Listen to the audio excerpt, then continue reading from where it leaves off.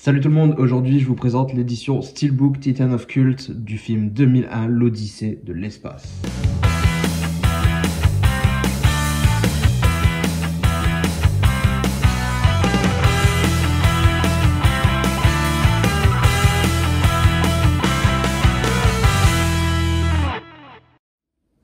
C'est mon premier Titan, je n'avais pas franchi le pas encore avec les anciennes éditions, soit parce que les films soit ne m'intéressaient pas, soit je possédais déjà d'autres éditions Steelbook pour ces films, comme Wonder Woman que j'avais déjà une édition, Mad Max j'ai déjà 2 éditions, donc j'ai pas voulu repasser à la caisse. Mais là, 2001, j'ai aussi déjà une édition, hein, l'édition 4K qu'on trouve depuis un certain temps, qui est vraiment sublime également, donc je m'en séparerai pas pour ce Steelbook, c'est pas grave, elle viendra compléter. Justement, le Steelbook viendra compléter cette édition, même si j'aurai les mêmes disques, c'est quand même déjà une très très jolie édition. Donc 2001, un film cultissime que j'adore, même si je suis très loin d'en comprendre toute la symbolique.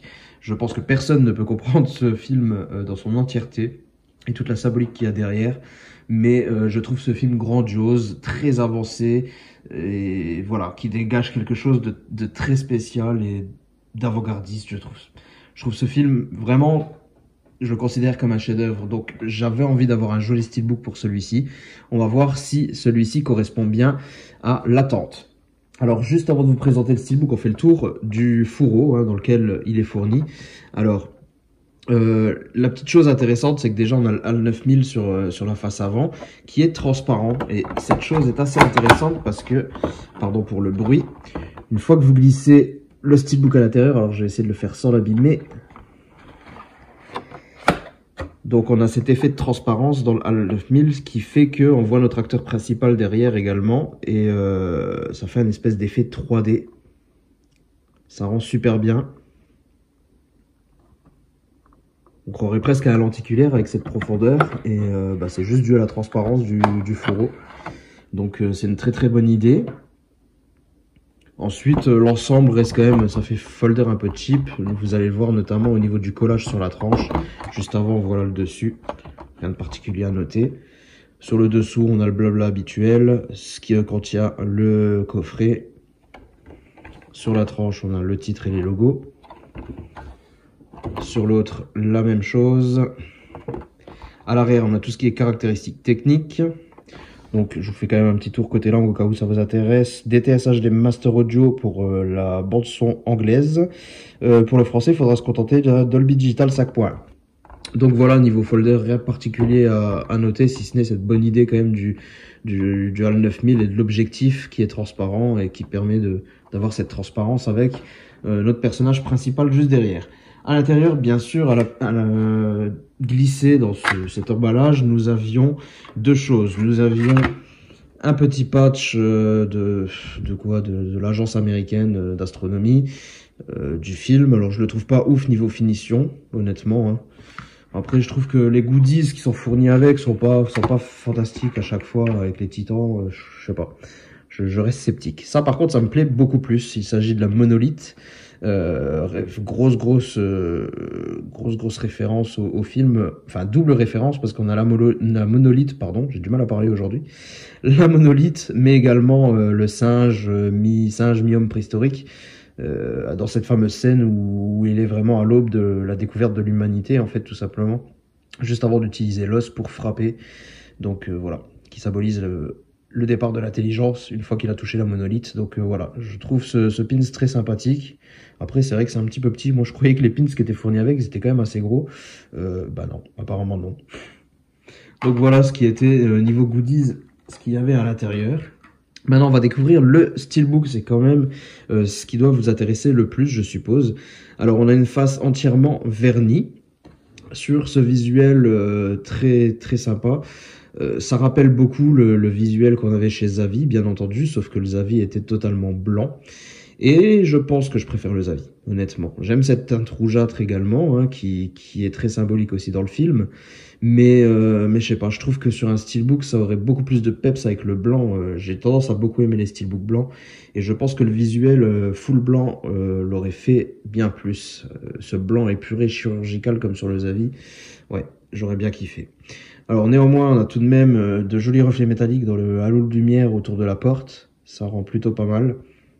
Mais voilà, niveau visuel, ce à quoi nous avons droit. J'ai pas échappé au petit pen chip en haut, malheureusement, ainsi qu'un autre, je sais plus où, qui se balade quelque part par là, pas ultra visible, mais bon. C'est dommage, c'est un petit peu dommage. Donc voilà cette face avant, plutôt sympathique. Sur la tranche, simplement le titre. Rien de particulier, de trop particulier à vous notifier. Et la face arrière, on reprend quasiment le même visuel, sauf que, nous n'avons pas notre acteur principal, ce qui donne donc une vue plutôt sympathique. Ouais, c'est plutôt cool. Donc voilà, ça reste très raccord, c'est très beau, c'est très symétrique. Moi, j'aime beaucoup. Dommage que nous n'échappons pas à cette part de texte à l'arrière. Ça, c'est vraiment... ça casse un petit peu tout. Mais... ah bah tiens, j'avais même pas vu. Non, non, c'est pas la même photo. Non, non. Vous voyez là à l'intérieur, j'avais pas fait gaffe. J'ai même pas vu. Non, non, c'est pas du tout pareil l'intérieur. Bon, enfin bref. Voilà, donc une face extérieure plutôt raccord, hein, une double face plutôt raccord. Et ouais, c'est plutôt cool, mais je sais pas, j'ai un petit peu de mal avec cette teinte rougeâtre. Est-ce que je suis le seul? Dites-le moi dans les commentaires. Peut-être que c'est moi qui fais une fixette là-dessus, mais j'ai envie de me dire que je préfère quand même un petit peu les avis. Même s'il me plaît quand même, hein, y a pas de souci. Voilà, sérigraphie niveau du Blu-ray, rien de particulier. Fond noir avec simplement 2001 écrit en rouge. Hop, le deuxième disque, la même. Et le 4K, pareil, sauf qu'en plus on hérite de jolis logos. Côté artwork interne, nous surfons toujours sur cette teinte très rouge. Sauf que cette fois-ci, on est sur une scène assez emblématique lorsque notre acteur principal se rend dans l'unité principale du HAL 9000 pour essayer de le désactiver, si je me souviens bien.